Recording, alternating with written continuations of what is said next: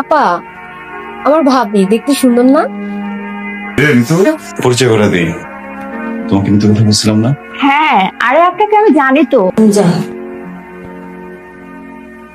এটা কখনো স্বপ্নেও ভাবতে পারিনি।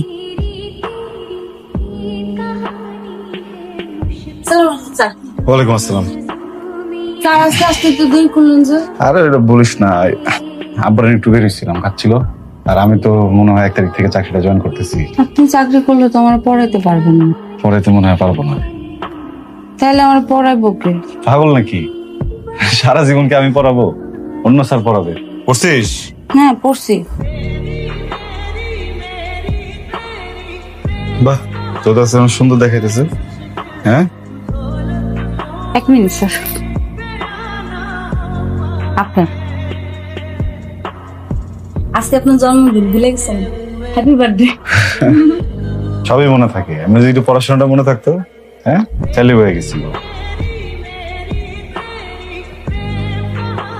বাবা দেখি ছবিটা দাও তো। এই দেখ, বাহ, কত সুন্দর দেখতে। ভাইয়া, ভাবে কিন্তু দেখতে অনেক সুন্দর।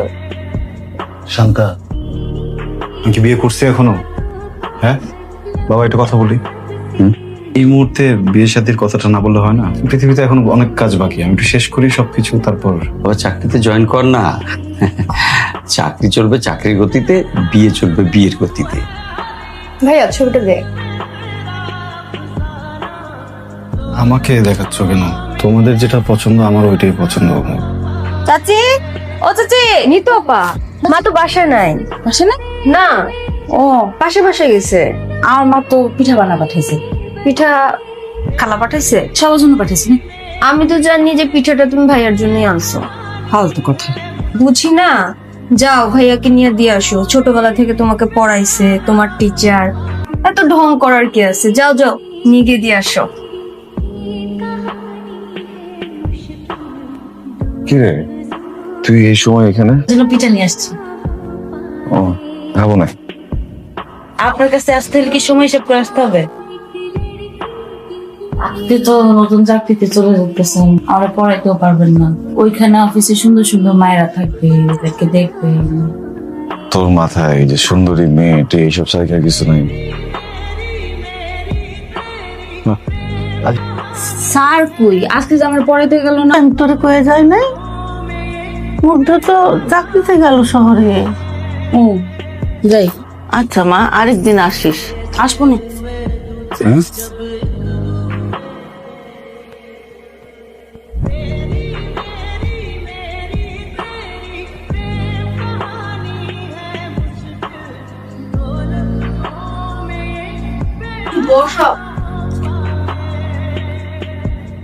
আপা, আমার ভাবি দেখতে সুন্দর না? কিরে ঋতু, কি ব্যাপার? হারাই গেলি হঠাৎ করে, বিয়েতে আসছি না। পরিচয় করে দিই, পারুল। তোমাকে কিন্তু কথা বলছিলাম না। হ্যাঁ, আরে আপনাকে আমি জানি তো। কিন্তু বস, আমি একটু বাজার থেকে আসতেছি, ঠিক আছে? আর একটু আসতে দাও। আপনি অনেক সুন্দর।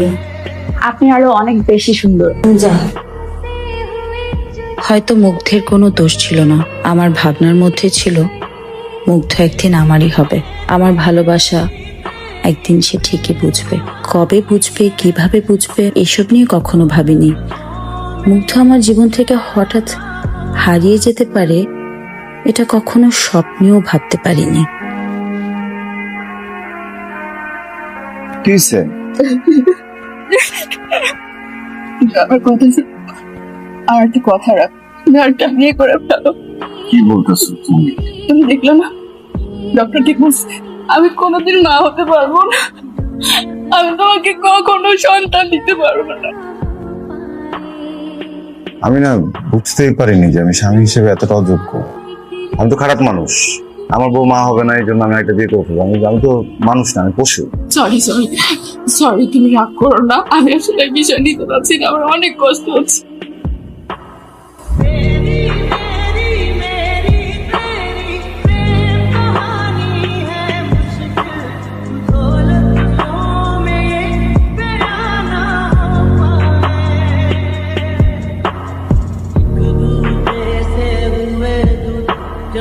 থাপলা বইলে নাকি পারুলের লাশ পাওয়া গেছে।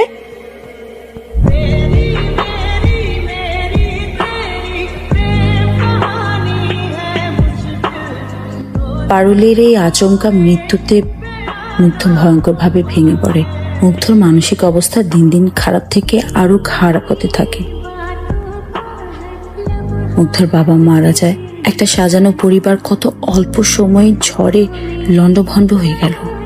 মারে, ওরে তো ভাত খাওয়ানো যাইতেছে না, ওষুধও খাওয়ানো যাইতেছে না। তুই একটু চেষ্টা করে দেখ না, খাওয়াইতে পারস কিনা।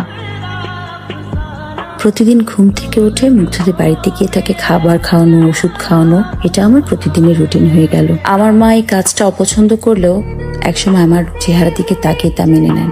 আমি যতক্ষণ থাকতাম ততক্ষণই সে পারুলের গল্প করতো আমার সাথে। পারুল নাকি প্রতিদিন রাতের বেলা তার ঘরে আসে, আবার ভোর হলে শাপলা দেখাইতে চলে যায়।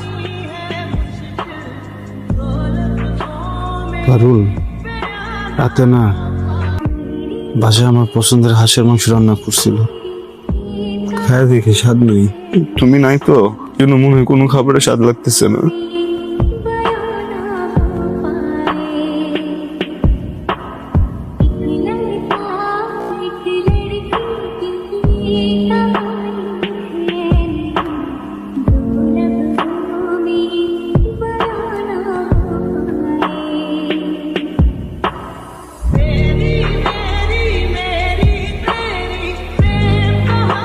অবাক করে দিয়ে একদিন মুগ্ধ সম্পূর্ণ সুস্থ হয়ে উঠল।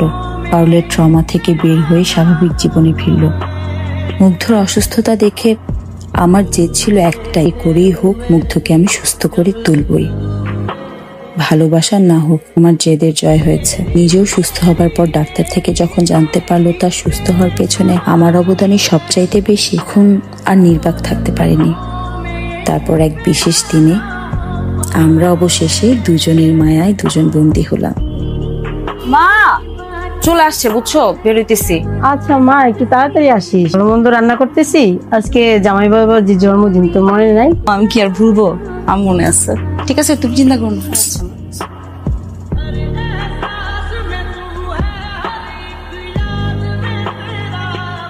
নাও, জন্মদিনের অনেক অনেক শুভেচ্ছা। শুভ জন্মদিন, নতুন জীবনের জন্য অনেক অনেক শুভেচ্ছা। কি ভাবো তুমি, এত মন খারাপ লাগতেছে? এই বিলে যত শাপলা আছে সব যদি উঠে ফেলা হয়, এখানে যদি ধান চাষ করা হয় তাহলে কি হবে বলতো? ধান হবে, কিন্তু আবারও যখন বর্ষা আসবে, শাপলা নিজের জায়গা নিজে আবার নিয়ে নিবে। দোষ আমার, ভুলটা আমার, বুঝতে পারিনি। গন্তব্যে ঠিকই পৌঁছাইলাম, কিন্তু অনেক ঘুরতে হইলো। আমি হয়তো তোমার মনের ক্ষত পুরোপুরি সারাতে পারবো না, কিন্তু ছোটবেলা থেকে আমি তোমার জন্য একটা উপহার রেখে দিছি। কি বলো তো? ঠিক 16 আনা প্রেম।